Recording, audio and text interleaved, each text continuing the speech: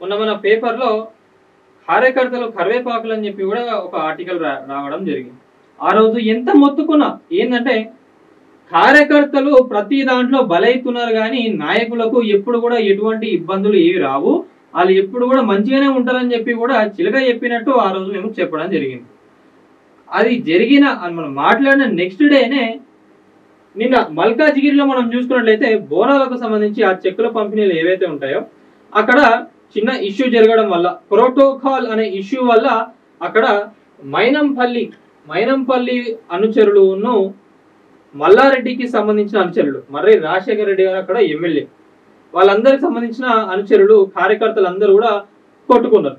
కొట్టుకొని అక్కడ ఎవరికి ఎఫెక్ట్ అయింది, ఎవరికి దెబ్బలు తాకినాయి ఏంటంటే కార్యకర్తలకు వీళ్ళందరికీ కూడా దెబ్బలు తాకినాయి. మరి నాయకులు ఎట్లున్నారంటే నాయకులు మంచిగా ఉన్నారు. వాళ్ళు ఎట్లుంటారు, వాళ్ళు మంచిగా బోనాలు చేసుకుంటూ వాళ్ళ ప్రోటోకాల్ వాళ్ళకు ఉంటుంది, వాళ్ళని ఎవరు డిస్టర్బ్ చేయరు కదా. ఆడ ఇబ్బంది పడ్డది పిచ్చోళ్ళు అయింది ఎవరు, కార్యకర్తలు. తలలు పగిలిన ఎవరి కార్యకర్తలు. మళ్ళా ఏడ చూసుకున్నా కూడా ఫోటోలో థంబ్నెయిల్ చూస్తే మల్లారెడ్డికి చుక్కలు చూపించిన మైనంపల్లి ఫ్యామిలీ, పొట్టు కొట్టుకున్న మైనంపల్లి మర్రి అని చెప్పి పెట్టిండ్రు. ఆడ వాళ్ళు కొట్టుకోలేదండి, కార్యకర్తలు కొట్టుకున్నారు. కింద చిన్నగా ఏడో అనుచరులు కార్యకర్తలు అని చెప్పి వేసిండ్రు. నిజంగా వీళ్ళు ఏదో నాయకులు వచ్చి కొట్టుకున్నట్టు చేస్తున్నారు వీళ్ళందరూ. అయితే వాళ్ళు రారు, వీళ్ళను బలి పశువు చేస్తారు ఎప్పుడైనా కూడా కార్యకర్తలని. ఇది ఒకటి గుర్తు పెట్టుకోవాలి. మనం చూసుకున్నట్లయితే మల్లారెడ్డి గారు అప్పట్లో బీఆర్ఎస్ఏ, మైనంపల్లి ఫ్యామిలీ అందరు కూడా అప్పట్లో బీఆర్ఎస్ఏ. వాళ్ళ ఇంటర్నల్ ఇష్యూస్ వల్ల వాళ్ళందరూ పార్టీలోకి వెళ్ళి బయట వచ్చి ఇప్పుడు కొట్టుకుంటున్నారు. కానీ వాళ్ళకు ఫంక్షన్లు ఉండవా, పబ్బాలు ఉండవా, కలుసుకోరా? ఇగోండి మల్లారెడ్డి గారు రోహిత్ గారి పెళ్ళప్పుడు కూడా కలుసుకున్నారు. ఆ బాండ్స్, ఎఫెక్షన్స్, ఆ రిలేషన్స్ అన్నీ అట్లే ఉంటాయి. బ్యాక్గ్రౌండ్ లో ఎవరు నాశనం అయ్యేదంటే కార్యకర్తలే. ఇది గుర్తు పెట్టుకోవాలి ప్రతి ఒక్కరు కూడా. నిన్న ఆ ఇష్యూ వల్ల అక్కడ ట్రాఫిక్ జామ్ జరగడం, వీళ్ళందరూ ఏదో పెద్ద దేశాన్ని ఏదో ఇట్లా తెలంగాణ రాష్ట్రం మొత్తం ఏదో అయిపోయినట్టుగా నిన్న వాళ్ళందరూ పోయి ఆడ మల్కాజిగిరిలా పెద్ద హవా చేసి వాళ్ళందరూ కొట్టుకొని ఆడ పోలీసులకు ఇబ్బంది చేసి, జనాలను ఇబ్బంది చేసి, ట్రాఫిక్ అంతా ఆడ ఆపేసి ఎవరికి ఉపయోగం అండి దానివల్ల? ఇవాళ ఏవో స్టేట్మెంట్స్ రిలీజ్ చేస్తారు వీళ్ళు. ఇంట్లో కూర్చొని ఏడో కూర్చొని స్టేట్మెంట్ రిలీజ్ చేస్తారు. దీన్ని చూసి ఇక కార్యకర్తలు వీళ్ళందరూ ఇక ప్రేమ నాయకుడు అట్లా ఇట్లా అని చెప్పి వీళ్ళందరూ ఎగిరిపోతారు.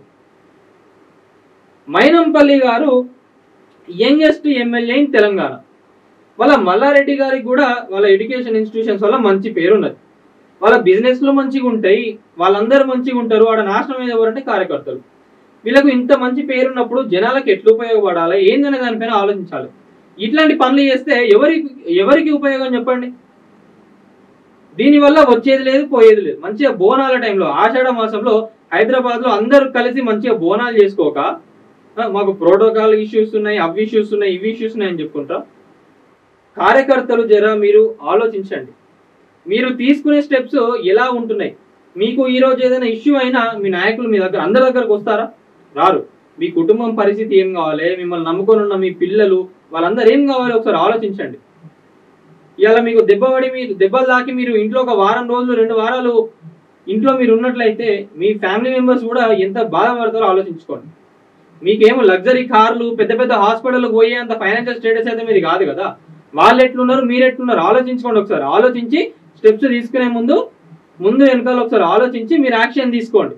దానివల్ల ఎవరికి ఉపయోగం ఏమైతుంది ఏందనేది జర నాయకులు కూడా ఆలోచించుకోవాలి. ఇట్లాంటి పాలిటిక్స్ ఏమైనా ఉంటే జర పక్కకు పెట్టుకోండి.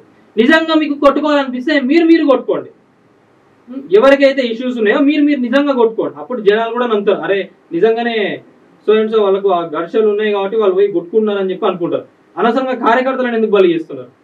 మీరు మాత్రం మంచిగా ఫంక్షన్ హాల్లో కలుసుకోవచ్చు, పార్టీలకు పోవచ్చు, పెళ్లిలకు పోవచ్చు, ఆడపోయి మంచిగా వాళ్ళ పిల్లలను వాళ్ళ మనవరాలతోని వాళ్ళ మనవళ్ళతో ఆడుకోవచ్చు. మనం చూస్తలేమా సోషల్ మీడియాలో ఎట్లా వైరల్ అవుతున్నాయో? పచ్చి బూతులు తిట్టుకుంటారు వీళ్ళు. మళ్ళీ రేపు పోయి ఫంక్షన్లలో మంచిగా కలిసి తినడం చేయడం అన్నీ చేస్తారు ఇక నాయకులు. ఇట్లుంటుంది వీళ్ళ కథ.